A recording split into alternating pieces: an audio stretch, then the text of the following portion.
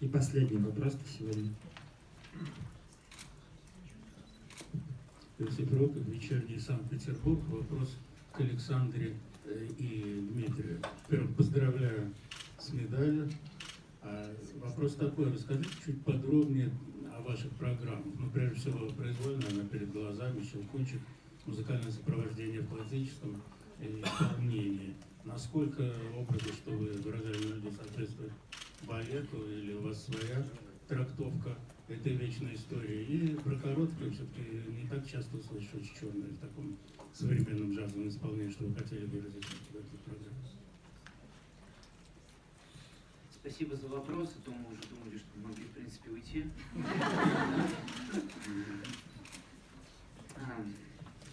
Давайте я начну, наверное, с короткой программы. Александра расскажет про производную.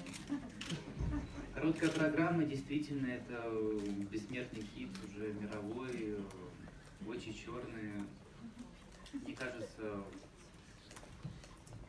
большое количество спортсменов выступало под эту музыку, но вот я первый раз вот именно слышу такую интерпретацию, которая у нас, а именно джазовая такая работа. Музыку предложила Наталья Бестемьянова. И также вместе со своим супругом Игорем Бобриным они поставили нам эту программу. Я могу сказать, что это был очень удивительный творческий процесс, поскольку именно образы несколько отличаются от оригинальной идеи такой цыганщины, на самом деле. Поскольку все-таки в этой программе я выступаю не цыганом, а я выступаю именно неким аристократом, который, поскольку живу я хорошо, могу и, в принципе, не особо о чем-то заморачиваюсь, могу позволить себе разные увлечения.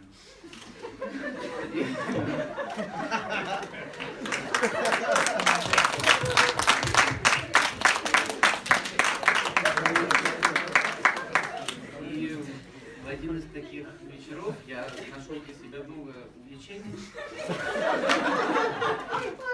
И меня сильно затянуло. Я в какой-то момент подозреваю, что Саша, в данном случае цыганкой, преследует свой личный интерес. Но поскольку живу хорошо, могу позволить себе и траты. И поэтому на самом деле всю программу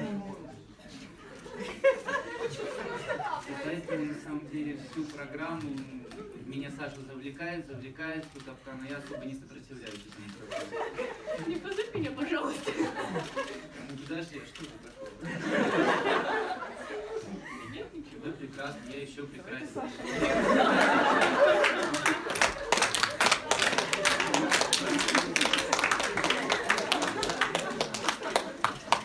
Это примерно, так, коротко о нашей короткой программе. Теперь Саша на трактовку. Я расскажу про произвольную. Да, конечно. Well, that's very hard to interpret. The question was to the Alexandra and Dmitry, and congratulations on their splendid performance today. And for their free program, they have chosen the legendary music from the Nutcracker.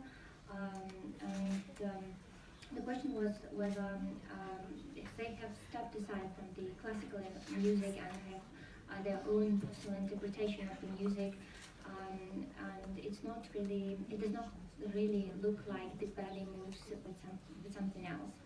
And the guys have answered that they have thanked for the question because they have actually thought about going away from here. And about their short program, they have chosen the legendary music from the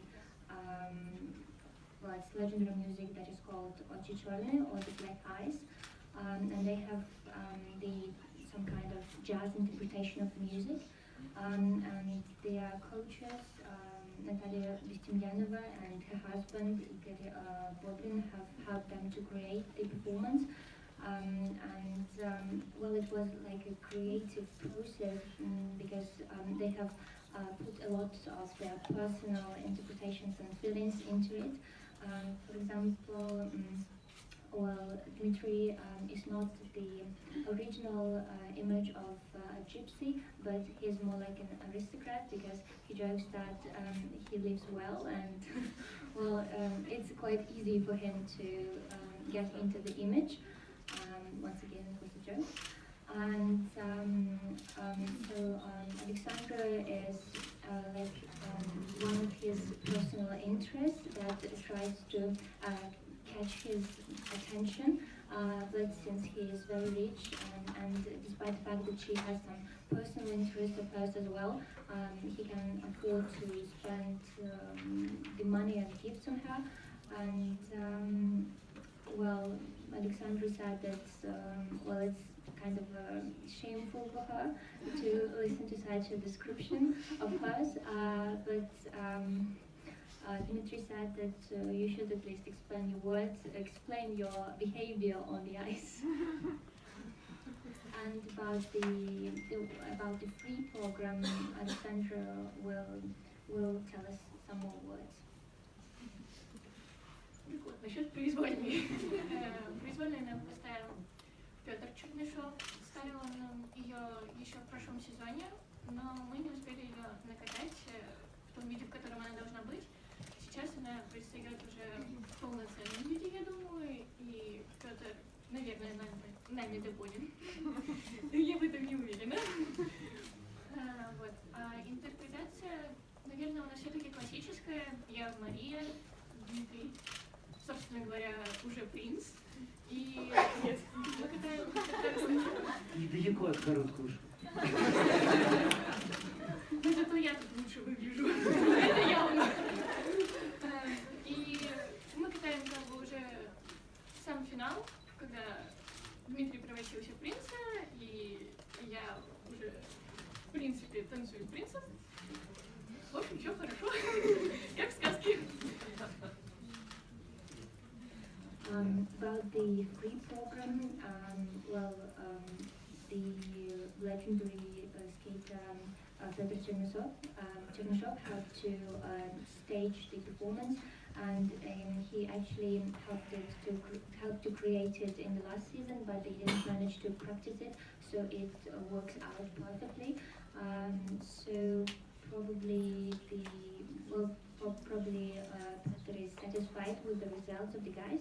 And the interpretation of the performance is classical, because Alexandra is the traditional image of Mariah here, and Dmitry is the prince now. Well, it looks not a bit different from. It looks just a bit different from the short program of that, well, Alexandra thinks that she looks better in this program in particular, and the final of the performance is generally better, so the traditional story is preserved. На этой позитивной ноте я предлагаю еще раз поздравить наших медалистов, поблагодарить их за участие в конференции. И фотографы можете делать свои снимки.